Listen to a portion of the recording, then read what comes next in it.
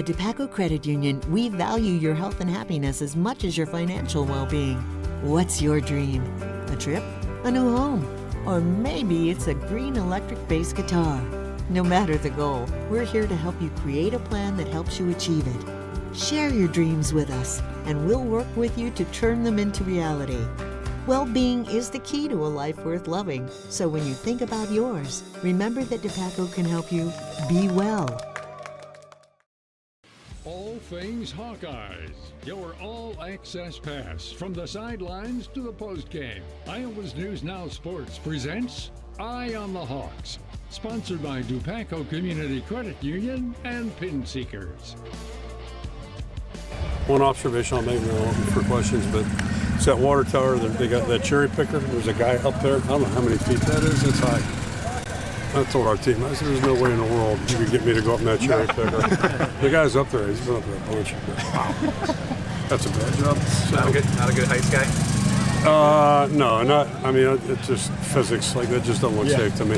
Somebody said, well, they strapped you in. I said, it doesn't matter. The thing it is. Kirk Ferentz climbing to the top of the Big Ten all-time wins list with his next one, hopefully against Albany. But when it comes to cherry pickers and construction, Kirk John Ferentz will keep his feet on the ground. Thank you very much. Welcome to this Sunday edition and Kids Day scrimmage wrap edition of Eye on the Hawks. Mitch Vick, Owen Sebring, Mike Howell here. Thanks for joining us and subscribing, listening, watching, supporting however you can, whether it's through the Iowa's News Now YouTube channel or wherever you listen to podcasts, or if you're just following us on social media at Eye on the Hawks. Of course, the Iowa's News Now YouTube channel and Instagram pages. You can get your reels and all those videos because we got a lot of highlights from Kids Day we'd love to share with you, as well as our Media Day coverage from the day before on Friday. Plenty of long-form interviews at the YouTube channel as well. So consume all that. 20 days out. James Butler days out. Christian Kirksey days out from kickoff against Albany at Kinnick Stadium coming up in less than 3 weeks from now. It was a good day out there. It was a good crowd. Just initial thoughts as we tee things off, courtesy of Pin Seekers here in the DePaco studios. Behind us, there's a desk and there's one mic in that new podcast studio we're talking about. So it's coming there, but just I got a photo of that actually. Yeah, just initial thoughts on how Saturday was. Mike, you were up in the stands. Look at that. Is that a lot? Nice. There's 3 mics now. We've tripled that. Yeah, looks pretty good. Just still some finishing touches to go. Our engineering team's going to work on it this week, and then. I love the desk, the shelf space back there. Oh, yeah. Good for some decorations. I think we've already got those lined up. I think there's a first place IBNA sports coverage plaque that would lean up real nice there. That's true. I got some bobbleheads in the back. Yeah, that'll be great. You gotta have bobbleheads, yeah. I know, the desk there gets me excited about that studio. Cool. I'm getting jazzed about it now. We're almost there. Not as jazzed as the football season, though. I know, everything was great yesterday except the weather. Mike and I were sharing, just hot as hell the last couple of days out there. Media Day and at Kids Day, just sweat through my shirt. But yeah, it was tough. But yeah, good time. I know Mike was rubbing elbows with some family members and some of the good friends of the players. I know he had some Weegians and some Stevens in his sights. So it was a good time though. It just feels like a refresh, kind of a reset for the day, like the time where you can actually start to focus ahead to the season. It was fun seeing all these quarterbacks we have out there. We got 6 on the roster, so I'm trying to catalog highlights for 6 different guys. I'm not used to that, but there were only 2 in spring of 23. It was Deacon and Marco and nobody else. Very different time. Yeah. But yeah, just a nice look and gives you some confidence for what's ahead. Yeah, and the quarterback play, as you mentioned, a lot better than we've seen the past 2 Kids Day. Just to be frank, and not just the top 2 guys. I thought even when you got down to Jeremy Hecklinski, and I think Ryan Fitzgerald, who I forgot was on the roster. Oh yeah, there's a Fitzgerald here. Okay. Yeah, Hecklinski's first 3 passes were all deep balls, and he didn't complete any. One was pass interference. Yeah. The second one or third one, another one should have been, in my opinion. They didn't throw the flag, and the other one was a good play by the corner. So even without completing those, it just shows that he's not afraid to zip the ball. I think in years past, when you get to 2 or 3, just dink and dunk, right? I feel like there were more deep balls, attempted, and some were completed by the top 2 guys than we've seen in the past. Yeah, just a more aggressive passing game, and let's just get right to it. We won't tee off with the initial thoughts. Let's tee off, courtesy of Pin Seekers, with a look at the pass game. We'll start with Mark Gronowski. We've been chomping at the bit for 8 months to see this kid in black and gold. Finally got the opportunity, and Some good stuff here. This was an early one. I believe this was the one to Seth Anderson. That's like 40 or 50 yards. Seth had a day. Seth had a great day out there. Rashad Godfrey in covers there. And on the play action, Reese Vanderzee, another big day for him. He'll have a touchdown here coming up in a little bit. But Mark, there were a couple fumbled snaps, bad snaps, however you want to put them. Jarrett Bowie had a great catch there. Dayton Howard had a nice day as well.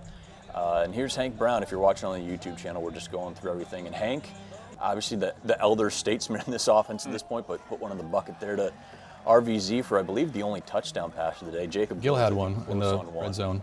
Yeah, it was a nice little toss there, and then another good pass. There's Dayton Howard right there. Dayton had some good grabs, and the aforementioned Hecklinski coming up here. Again, a kid from Wake Forest.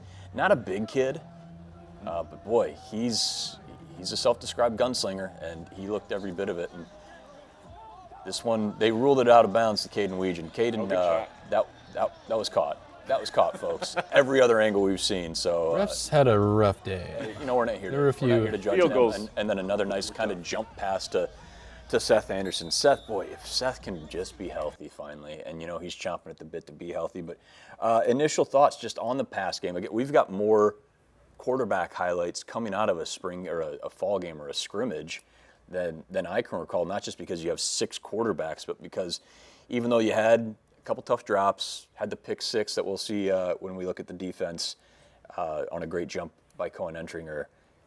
Man, there's a lot of explosive plays out there. It was a lot of fun. It's interesting you just talk about the receivers that were looking good, and it's like there were a lot of receivers that looked good thanks to the quarterback play, honestly. Like Seth Anderson looked really good. Reese Vanderzee, of course, did. Jacob Gill got lit up a couple of times, but he looked good out there. And Sam both had to walk off a couple of times. Yeah. Like all these smaller-bodied guys, took a couple hits. But yeah, Howard, Bowie, it just feels so different than the years past because how many catches did we see by the tight ends yesterday, honestly? We were talking about that an hour or two ago. Punter stuff and tight ends, the things that we've hung our hats on for the first 2 years of this podcast, I don't think I have a single tight end shot from yesterday. I got them warming up, so I caught a few of those guys just because, DJ Vonamy is a guy that people are talking about, so I wanted to get a few shots of him, but I don't remember a catch by a tight end yesterday. There might have been one. I think Mike Burt maybe had one. Vonamy was targeted early on. I feel like Vonamy was the most targeted. Vanami. Yeah. Okay, Vanami. On the middle syllable, yeah. This is a new segment we're doing called Can You Guys Learn the Names Already? It's not sponsored by DePaco or Pin Seekers. That's just a self-funded segment we're doing. But yeah, I can't remember who the screen was to. It was to a tight end. Was it to Ostranga? Yeah, okay. But it seemed like he only had 2. It was thrown a little over and maybe off to the left, so I don't know. Yeah, I think in a real game you can't throw that. But and also that's a play that defense has probably seen a few times at this point. Yeah, for sure. No tight ends. That's we're not used to that. So just, thinking about, I'm already kind of mentally going through my big takes and, big predictions, bold predictions that we're going to make for the season preview in a couple weeks. And, going into spring or the fall camp, the Kids Day, I was kind of thinking about okay, which tight end am I going to be as my breakout player? But I'm like, man, I really still don't know at this point because the receivers seem to be the guys getting all love at this point, which, it is a departure from what we know with the punters and the tight ends at Iowa, but I don't think fans would be upset about that if we start seeing a few more receiver touchdowns with Seth Anderson and Jacob Gill being on the receiving end of that a little bit more. Yeah, I still think you are confident in the tight ends, even if you didn't see it on Kids Day, right? But I do think when you look at the roster and you see you have 4 senior receivers who are all veteran in the program and they know, they know what to do. They're obviously have grown from last year. I think a good coach and Tim Lesser doing the offense, I think you have to, mold your offense on what you got. And what you have right now is I think you're going to see more 11 with 3 receivers out there. That's just me. Again, one practice. We always got to preface that. I feel like the people watching should know that, but I just like to say it again.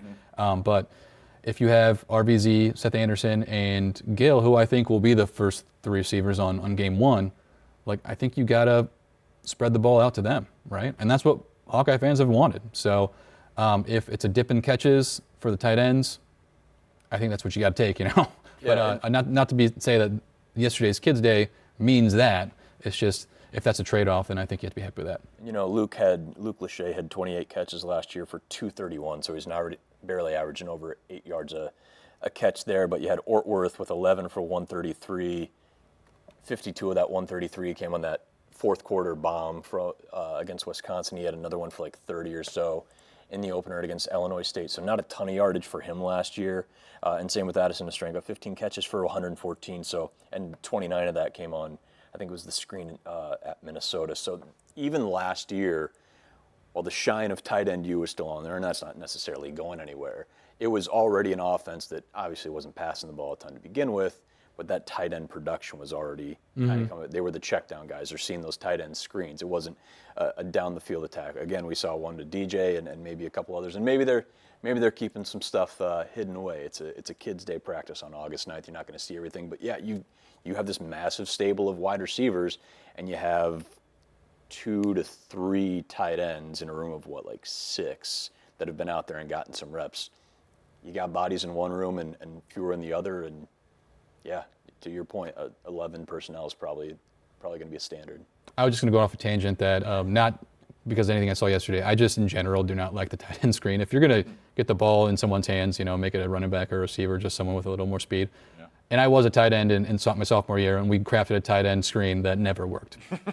I wasn't the most athletic guy. But going back to the passing game, if there's one critique, like I think that I went into it probably expecting too much out of Mark Gronowski. I thought he had a fine afternoon, but I think in my head I was like, okay, here comes, here's the Heisman winner, blah, blah, blah. Not that I don't think he actually will get there, but it's his 9th practice with the program, right? So you got to take it with the good with the bad. Going downfield, completing balls, I thought he threw a great deep ball. Obviously, when it comes to the one pick and the 2 snaps that I don't think were his fault, looked like they were bad snaps. But you got to clean that up, and Kirk said that, and I don't think that's going to be an issue come the season. But I was really impressed with Hank Brown, too. Yeah. He looked like he made a major jump from spring to fall. He frankly, I don't know if you guys are the same, but it's like I kind of forgot about Hank Brown until this week just because there's been so much offseason talk about Mark Gronowski that it's like Hank Brown had kind of just been an afterthought a little bit. But it's like, man, this guy does look good. We had a chance to talk to him during media day, and this guy does seem like he's a reason to be excited about what's coming in 2026, assuming he sticks around, like that he would be, an easy day one starter for them coming in next year. That's a good point. I think fans could be like, for the first time in a while, like looking ahead, not being like, oh crap, what do we got to do in the offseason at quarterback? Yeah. I think, I feel from what I saw yesterday, I know it's only one practice again, like more secure in, okay, those guys are developing. If they made the jump from last spring to this, I expect them to make even more of a jump, and it should be a good battle come winter. Yeah, he only had 6 passes, I think. Chad Leistiko was crunching the numbers there. Only 6 passes, and I think it was like 4 of 6 for 25 yards, but like those 4, especially the one to RVZ, like put it in the bucket. That's all you can ask. You talking Brown? Yeah, I think that was I had him 6 for 10. 6 for 10, okay. Yeah.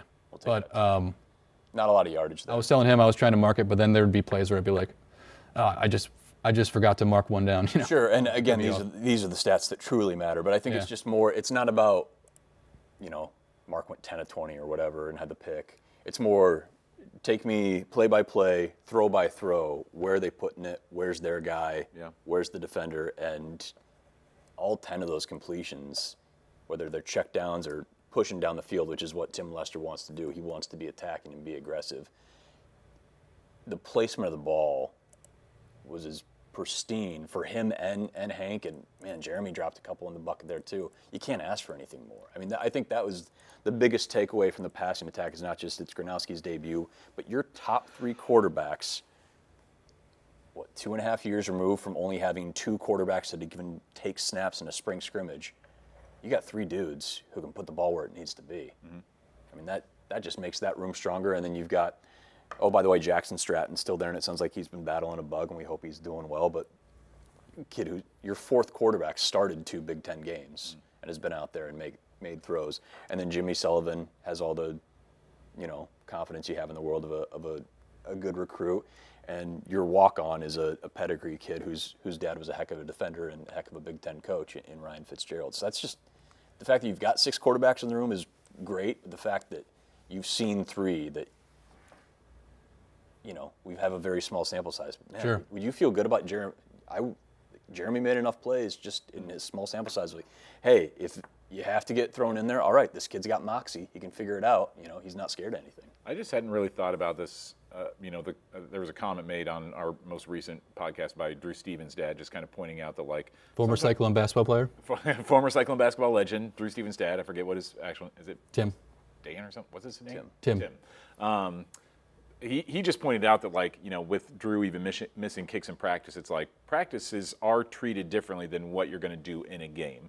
And so I think of that even with some of the stats that came out from the quarterbacks yesterday, where it's like these might not be indicative of the kind of numbers that a guy is going to have in a game, just because Mark's a smart enough guy that maybe he's going to make a throw in practice that's probably too risky, but he's kind of like, oh, what the heck, it's practice, I might as well just give this a shot.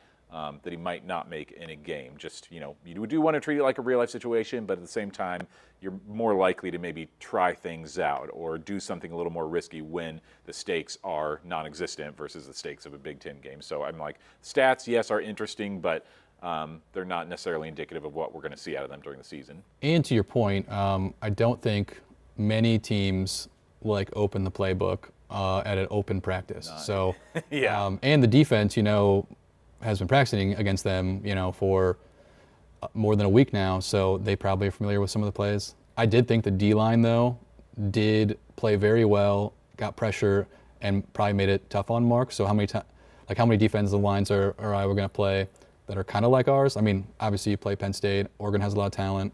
Iowa State has good defense usually. So there will be some, but I did think that factored in the pick. I thought the D-line kind of, made him think a second, what are you going to do with this ball? Right. And that came to mind when we were just talking about the playbook, not opening it up, with the tight end conversation. It's do we have such elite play here at tight end that it's the coaches weren't even wanting to, show their hand at all with it, with, trotting them out there yesterday. There's some things to consider there. Well, that's the pass game. The run game, you also had a couple guys that I think you got a lot of faith in that didn't play yesterday in Kamari Moulton and TJ Washington. And so Nathan McNeil, early enrollee, flashed in the spring, and boy, he was getting carries ahead of Jazz, carries ahead of Brevin Dahl and Braden Jackson, but we saw them a little bit too. But is Nathan McNeil, not to immediately overreact, but it's not even immediate because we've seen him in the spring do some stuff, is this kid playing his way into some sort of role in 2025 in this room that we already had a lot of faith in the top 3-4 guys? Now you've got a freshman out of Florida who, boy, he looks the part. Yeah. I thought he was the most impressive, I'm not going to say the best, but the most impressive player of the day, just the carries he had. And I'm not the first to make this, but I thought it in my head, just the number 25. It reminded me of Akram Wadley back there. He's bigger than Akram. He weighs 200, but he's just got that shake. He's got the shake. And then, of course, Braden Jackson, son of Fred, had some nice runs. I did not know that. That's cool. Yeah, really cool out of Des Moines. I was surprised how little we saw Jazz out there. I think I got him taking one carry, but that was. He had a few. I do wonder maybe if it's okay, Jazz, you've been here. We know you. Let's give Nathan a little more shine. Let's get those younger guys a little more work. But boy, you got 2 open practices, and one of the big things that everyone's talked about coming out is at 25, that freshman looks the part, playing well. So we'll see. You hope you're in a spot against Albany and UMass where you can get the depth out there. But man, that kid looks like something, and really looks like he could add to a fun room already. Yeah, and Jazz, by the way, wearing a new number, it seems, 4. This year. 4. He's got the 4 on. That kind of threw me off. I'm like, is LaShawn Williams? KJ Parker switched to 1 after going to 12 in the spring, and that's, sounds like that. Kirk might have told him at some point, hey, just settle on a number, okay? Just take 1. Because that's his 3rd number now in a year and a half here. So I don't know. I mean, do we know much about the Moulton and TJ Washington situation? I think they were just out. It doesn't seem serious. I know, I don't know if I saw this on tweet, but I think Tyler Tatchman talked to Kamari, and he didn't seem at all worried. Okay. I don't mean to be hyperbolic, but yeah. I feel like Nathan McNeil could be making a push for that 3rd spot. It feels like it. And Brevin Dahl, I thought he had a fumble out of bounds, but he was popped. Yeah, he has pop, and he got popped. He got popped, but he does have pop off the line of scrimmage too, like that both ways. But this running back room is when the defensive line are the 2 deepest spots on the team, in my mind, no doubt. I would only push back on that because, like, yes, I think we see a lot of potential there. The D-line has, like, proven. Yeah, the production ability, obviously has not. Running backs, Yes. you know, we've seen, like, 2 guys basically do well in the past. And but, TJ, while he played last year, he didn't have like a ton of carries that you'd need in that second spot of, you know, God forbid if any of them go down, which happens. Running backs get hit all the time. Yeah. So.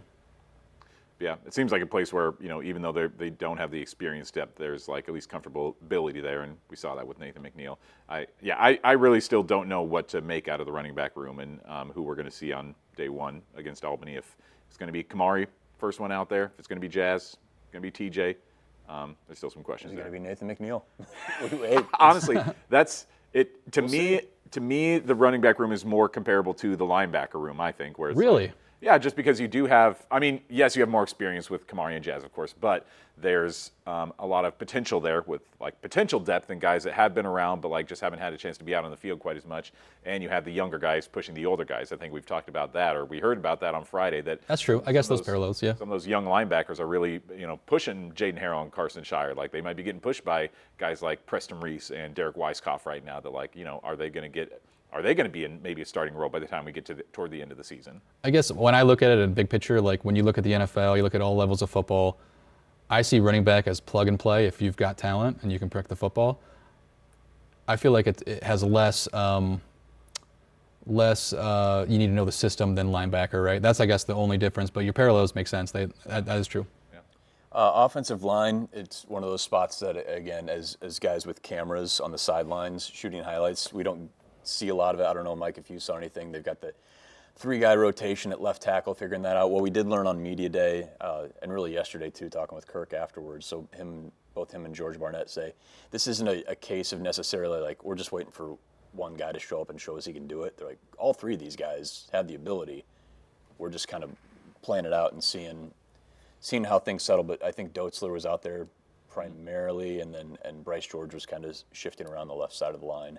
And Trevor Lauck was out there as well. But I don't know if you were watching anything like that up in the stands. On the line. It was tough to watch the line when you're trying to watch the passes. But I thought Lauck was out there first at left tackle. That's what I read. Yeah. I was kind of reading other people that are more in tune to the line to try and get some knowledge on that.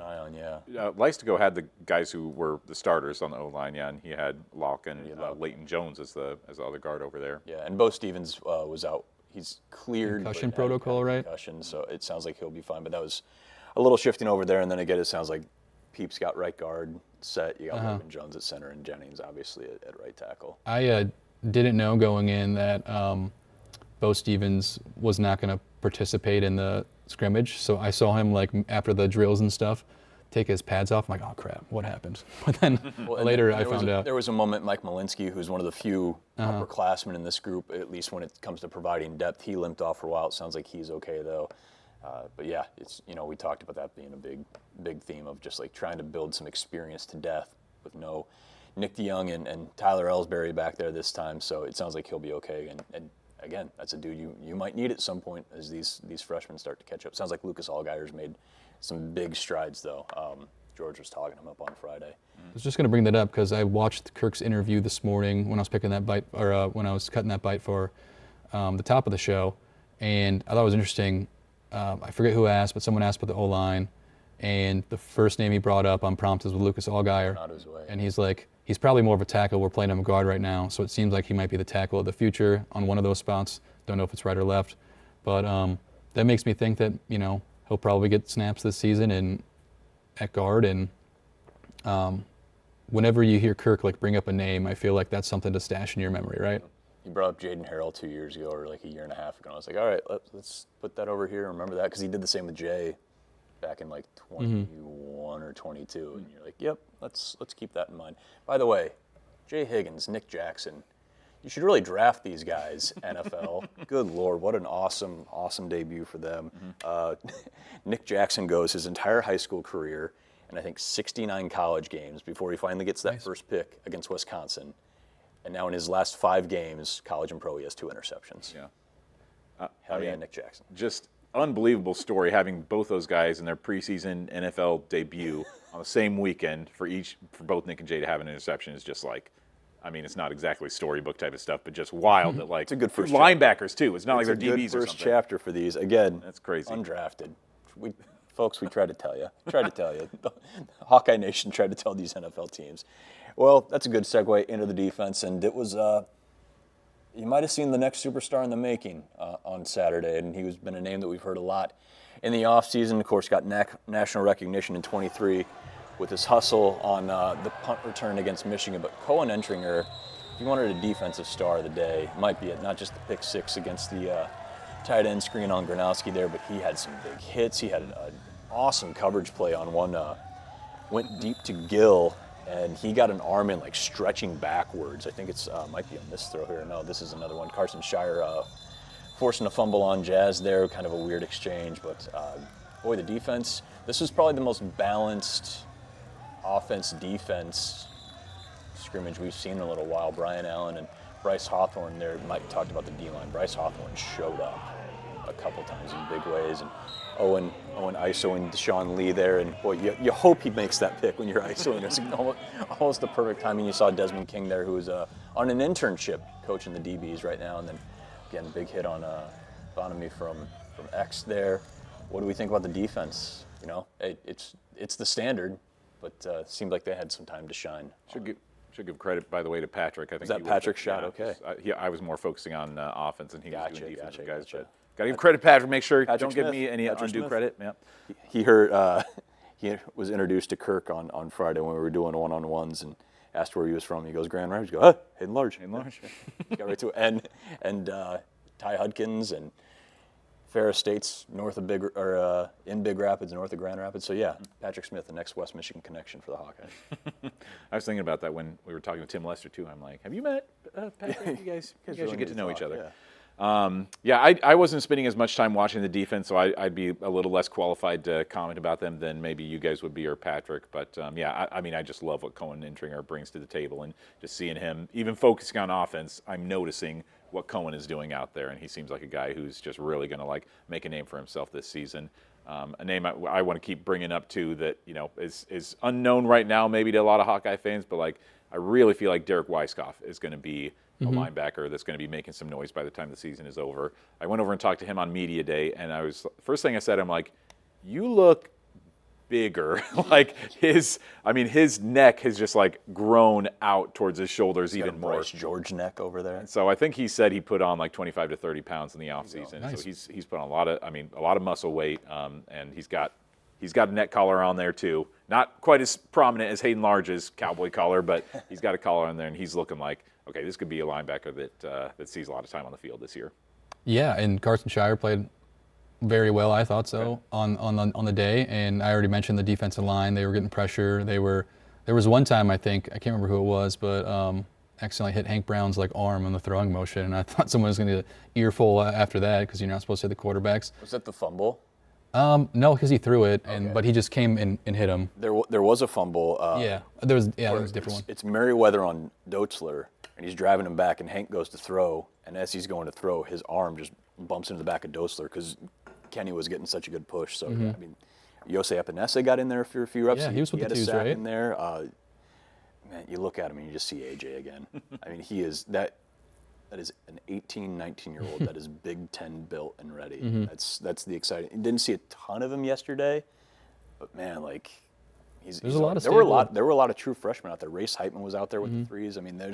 There's some young guys that are going to have opportunities to at least maybe do something, whether it's special teams or getting in. You got those 4 games, so you might as well use them even if you're going to redshirt them. But there were quite a few true freshmen out there that,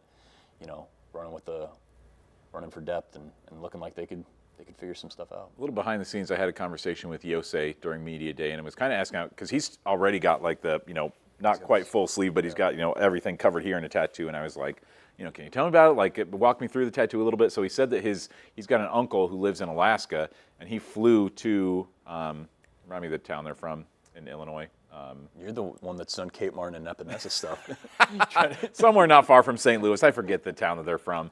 But anyway, so he flew down to visit them, and his uncle that flew in from Alaska just went ahead and did the Edwardsville, that's the one. EHS, of course, EHS legend. And so he did the tattoo for him, in his home. And so he said it was like that's cool. a 10-hour process that he was just like sitting there. He's like, yeah, I kind of, they let me get up and get something to eat, but other than that, just kind of going and sitting and let it all go down. And so he said he's not done with it, that AJ, I think, has his name kind of, molded in there a little bit too. Cool. But he's like, so I've still got some more that I want to do with this. But I'm like, man, this kid, if you can sit through a 10-hour tattoo session at 17 years old or whatever, like you've got some toughness. And yeah, it sounds like Chad was posting that he was getting a lot of run with the twos, it sounded like. And so he's got, again, as we've established, a deep room to work through, but guy that we could be seeing very early in the year. The only question mark for me on the defense, because I thought the safeties played really well too, is just who are those cornerbacks and how effective they're going to be. Okay. It was Deshaun Lee and Rashad Godfrey. Last night I kept saying Charles Godfrey, and I was like, that can't be it. No relation, I believe. That can't be it. TJ Hall was out with the bone bruise. Doesn't sound like it's a big deal, but he's. I thought I heard Jalen Watson was supposed to be out, but he played with the twos. I think he's coming back from an injury. He's out there a little bit. Who's going to start that second position? I think TJ, if he's healthy, will be that one. And, I don't think they had a bad day, but outside of the almost pick, which is just a tip drill, like I don't remember them making any like over the top plays. You know what I mean? Like any highlight plays. So is that going to be a cause for concern when the season starts? I don't know. I didn't see anything from there that yesterday that would make me think so, but I also didn't see any like highlight plays where, we got to shut down corner, And I didn't see much from, I know he played, but from Barrows, I think he was in coverage on the RVZ touchdown from Hank. But other than that, I mean, his ninth practice with Iowa too. And, some of those young, CJ Bell, number 18, was out there, a true freshman. Alante Dean, Jacob Wallace, who's from same alma mater as Marcus Coker and a few others, DeMatha Catholic out of Maryland. Jacob Wallace they blew it dead, but he had a kind of pick. Like if you play it out, I think it was one of those. It was either one they blew dead. That's the tough part about evaluating like linebackers and defense on this too, is that in a scrimmage, nobody's getting popped that much unless you're Brevin. Unless it's the third teamers, I feel like they get after it. Yeah. But Jacob Wallace was out there with the twos and threes. It looked like so. They're trying to figure it out. You got a lot of young guys that. You like to trust Phil Parker too, that he'll get a couple guys in there that can play. But I know there were a couple, moments last year, especially against like Michigan State, where you didn't think the corners played very well. And if that's going to be after 4 or 5 years of having like an All-American, All-American on the cornerback position, it's just like, okay, someone can step in that role, or are we going to have to lean on the D-line, and the safeties, which might be the case. Who knows? And hey, at this point, I think you've got plenty of faith in your safeties at least. X has been out there forever, and Cohen again, boy. It just every snap you see Cohen play, he's not just a viral sensation now. Running down a guy in Indy, he's really turned into something special. It's exciting to see that growth for sure. Again, special teams, saw Caden Burr for the first time out of Bettendorf. Had some booming kicks there. I think he put one off the upright. This was an awkward one we'll see here coming up in a little bit. But Drew Stevens, again, you can set your clock by him. He seemed to have a good day there. Had one maybe miss that we're going to see, I think, in this next cutaway. You had to teams working through their processes. Celebrations. The officials are maybe kind of working through things too. So here's this, if you're watching on YouTube. So the kick is up. The kick is both. Disputed.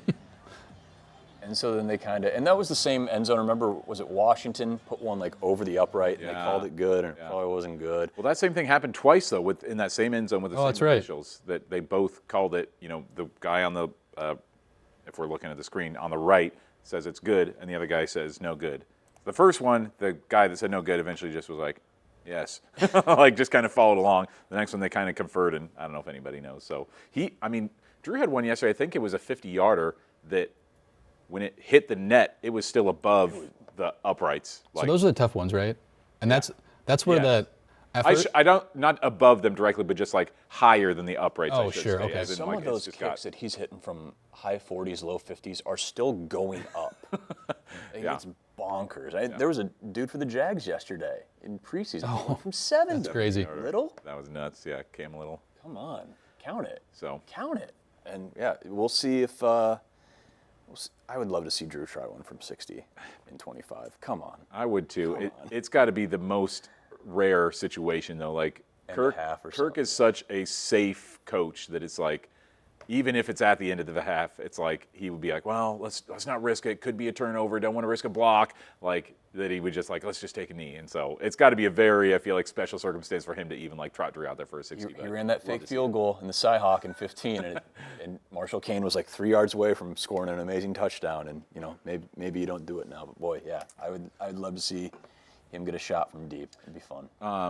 Our friend Corey, who does the, what's the name of the handle, from the Hawkeye of the Storm, he's got his podcast. He was asking some questions to LeVar Woods the other day just about who's been holding and kind of talking about some of the quarterbacks who have holding experience and maybe bringing up to me that there could be a little bit more potential since the holder is still a little bit in flux right now, I think, because there are some punters that could do it, but there are some backup QBs. Like, do you want maybe Ryan Fitzgerald or something out there doing it that, like, opens the playbook a little bit for some more possible fake plays on a two-point conversion or on a field goal attempt? Yeah. Well, according to Drew Stevens' dad, I think he said if Ty Nissen's holding, then Drew makes all the kicks. So I think it might be Ty Nissen. So that's something to watch out for. Yeah. Reese held a couple times, but hey, no Luke Elkin. Didn't see any issues on snaps on kicks or punts or anything like that. Again, we had the couple snaps that went sideways on offense, but other than and hey, we'll see. Yeah. Try not to make too big a deal out of those. That's the one thing that, I mean, if there's a concern to pick up, it is like some bobbled snaps and some exchanges that like did not look clean at all. And Kirk spoke about that. Too many fumbles. Yeah, and that's the one thing that like we kind of talked about, like incompletions from Mark or Hank, like whatever, it's practice, it's not a big deal, like maybe pushing things a little bit more, but like bobbled snaps, like no, like it's not like there's a we're trying for something crazy here. It's just he's just not catching the snap right, or the snap is off. I wouldn't imagine that Logan Jones is the one putting it off place, but Mark still is maybe adjusting to things, or Jazz and Mark are still working out the chemistry of a handoff or something. But that's the thing that Kirk pointed out that is the biggest thing they really need to make sure they get cleaned up, because that can't happen. In real. You hope that happens 3 weeks of camp. Back to special teams though, man, I don't know if you guys were watching when Reese was punting early on in the practice. They were snapping it from, and they were doing another one on the end zone, so you might have been looking at the other one, but they were snapping at the 20. He was kicking at the 5. And he had 4 in a row that went to like inside the 15 on the opposite side. Really? Yeah. And I was like, I sent out a tweet saying that. And I was like, had to double check. So I counted I'm like, is this really? That's like a 70-yard net punt, right? Like 75-yard net punt. And I was tracking it in the air. I'm like, that's like 75 yards in the air. Jeez. And I'm like, that's insane. Yeah. And it's Iowa. It was consistent too. It was like 4 or 5 in a row. And I wish I would have recorded one. I recorded one earlier that wasn't as far and tweeted that out. But, man, if you can do that, it's almost like Torrey Taylor's back. You know what I mean? That's crazy distance. Yeah. It's high praise. But, hey, yeah, we'll take – if you can have an improved offense and still have punting be a weapon, that'll work out well.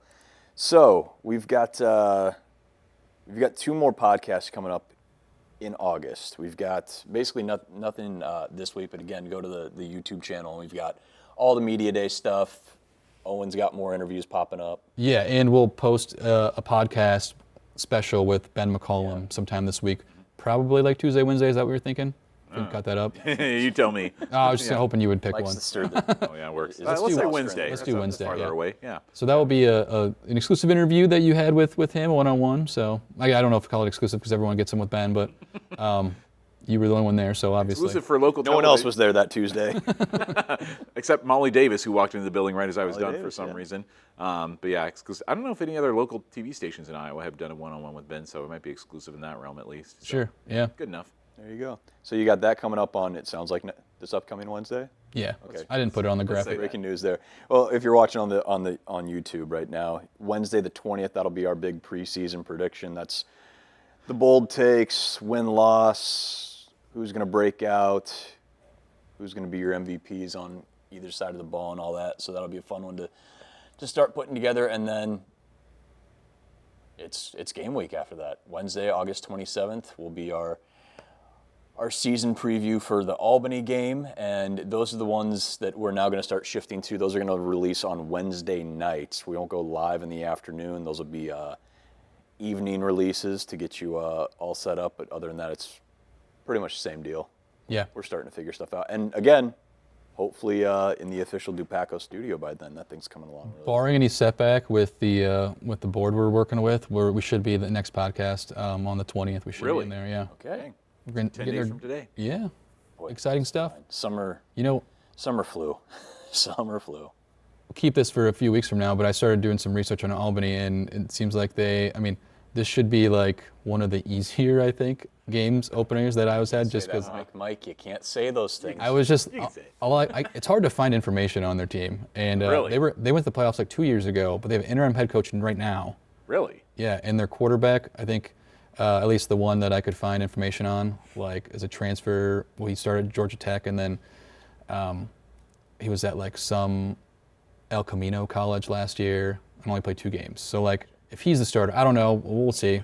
But it seems like a program in transition, which, knock on wood, But we'll look more into it. I just saw Albany, and I wanted to bring that up. I just know Mark Gronowski and company saw them in I believe it was the FCS semifinals 2 years ago, and it was 59-0. Jackrabbits won. Over the Great Danes. It's the only time a rabbit has defeated a dog, but it worked out well. And Mark's stat line, let me bring it up quick, was 15 of 19, 265, 3 touchdowns. So that is good. I don't want to go off on too big of a tangent. But also you're like, all right. But it's got to be super difficult for FCS programs that aren't established, like South Dakota State, North Dakota State, to continue success. Like you see a lot of, I feel like there's some teams that they play in the first round where you're like, oh, okay. And then like all those players transfer, to another level, and then like the coach leaves, and it's like, that's got to be tough for a team like that, Because like you said, they went on like 11-4 that year, I think, if I remember 2 years ago. And then they had a rough year last year. I think they were around 500 or 5-7 or something like that. But I mean, it would be difficult to run a program that just, if you don't have that support system in. So be lucky you're Hawkeye fans, I guess, in the Big Ten. Yep. 4 and You and I, Panther fan over here. So I was talking to our listeners. tough time. Yeah, 4-8 last year for the Great Danes. So, hey, new year though, and if Indiana taught us anything, a coaching change and a new quarterback can heal a lot of wounds, and we'll see what the Hoosiers look like when they come to town. But we'll get to that when it's time to get to that. Real quick, just final thoughts. Didn't really ask this. I had it in the rundown. After yesterday, do you guys feel better about 2025 for the Hawkeyes, worse, or do you really feel about the same? It was a scrimmage on August 9th. Who cares? You go first. I would say, I think indifferent or neutral, I guess. I mean, I think I wasn't sure what to see out of quarterbacks, and so I'm maybe encouraged by that. Unsure maybe again still about the running back room. Positive about the wide receiver. Not sure about the tight ends. Neutral on O-linemen in terms of offense. So I don't know if I would feel one way or the other different than I did before, I guess. I probably as just a huge pessimist in life in general. I think I feel better, which sounds like contradiction, but I was just expecting to show up and see because the past 4 kids' days, it's like, oh, this is rough. Nobody's quad tore. Yeah, even though I was expecting probably, like my expectations for Mark were like sky high, I was surprised by the offense, and I think, as it comes to the team, I think this team is going to be good. I just don't know with the schedule is a lot tougher than it's been. So like, it could be 7 or 8 win team, and but be a better team, which would be disappointing to some fans. But how do these games play out? We'll have to see. But I think I'd say a little bit better. I'm probably in the same boat. I think just proof of concept with Gronowski and Hank. You just saw your top 2 quarterbacks. Throw out the stats and just look at situational throws. They did it consistently. They hit their guys and had big plays, explosive plays in the passing offense. And really everything else, again, day 9 of camp, you got 3 weeks to the game, like everything else will come forward as it needs to. Man, you just wanted to see some bucket throws. We got some bucket throws, and you feel good about that. So we'll see how that continues to evolve. And if you are on the Iowa's News Now YouTube channel today, we should pump this up. Today, August 10th, is the 5-year anniversary of the August 2020 derecho. Rebecca Kolpman and the Weather First team and a few other familiar faces around the Iowa's News Now broadcast park area, did a friggin' fantastic job on the Iowa derecho 5 years later. It's a Weather First special. It airs after this will be posted on TV, so we won't talk about that, but it's on the Iowa's News Now YouTube channel. It's really tremendous, and those of us who were in Cedar Rapids or in Eastern Iowa with the storm 5 years ago, it still feels visceral and right there. So it's just a tremendous special, and I encourage you to go watch that. And if you're listening, you aren't familiar with the derecho, boy, what a lesson you'll get in that half hour. So go support what they're doing on the YouTube channel as well, because it's a heck of a special, and boy, again, feels like a lifetime ago sometimes, feels like yesterday other times, but encourage you to go support the Weather First team, because we're going to try and get them doing forecasts. Heck of an edit job from Logan too. So Logan is he's magic, Photog. for sure. So yeah, go check that out, and go check out the interview with Ben McCollum when it's up. It sounds like Wednesday. It'll be on Wednesday, and we will be back with a season preview on the 20th. Until then, just keep checking out that Hawkeye content. We'll be back with plenty more next time on Eye on the Hawks. At DePaco Credit Union, we value your health and happiness as much as your financial well-being. What's your dream? A trip? A new home? Or maybe it's a green electric bass guitar. No matter the goal, we're here to help you create a plan that helps you achieve it. Share your dreams with us, and we'll work with you to turn them into reality. Well-being is the key to a life worth loving. So when you think about yours, remember that DePaco can help you be well.